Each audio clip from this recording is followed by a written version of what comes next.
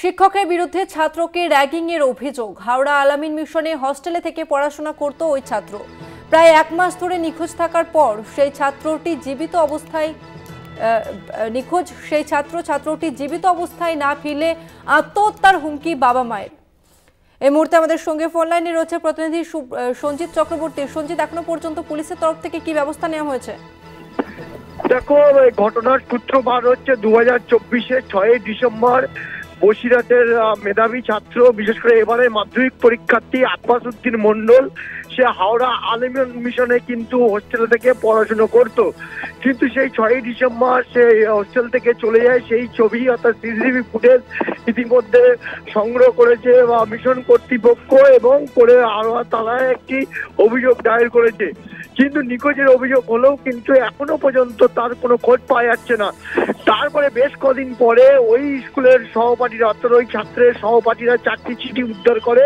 সেই 4টে চিঠি বিশেষ করে একদিন মিশন কর্তৃপক্ষকে দেওয়া হয়েছে, অন্যদিকে তার পরিবার হাতে তুলে দিয়েছে। কিন্তু সেখানে লেখা রয়েছে বিস্ফোরক তথ্য, অর্থাৎ ওই স্কুলের 2 শিক্ষকের বিরুদ্ধে, অর্থাৎ আলামিন মিশনের যে 2 শিক্ষক আছে তার বিরুদ্ধে অভিযোগ যে তাকে রীতিমতো মারধর করে র্যাগিং করতে বলে অভিযোগ, এমনকি তাকে হোস্টেল ছাড়তে বাধ্য করিয়েছে।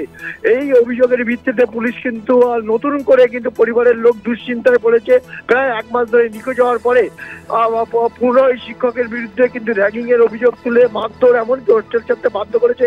ইতিমধ্যে হাওড়া পুলিশ সুপারকে কিন্তু পুরো বিষয়টা লিখিতভাবে তারা জানিয়েছে, অন্যদিকে মিশন কর্তৃপক্ষকেও দিয়েছে। এই নিয়ে তারা এটাও দাবি বিস্ফোরক বলেছেন যে জীবিত অবস্থায় ততক্ষণ পর্যন্ত না পাবো ওই ছেলেকে, না হলে তারা আত্মহত্যা হুমকি দিয়েছে। সব মিলিয়ে এখন রহস্য দানা বাজিয়ে 1 মাস কেটে যাওয়ার পরে খোঁজ পাওয়া যায়নি।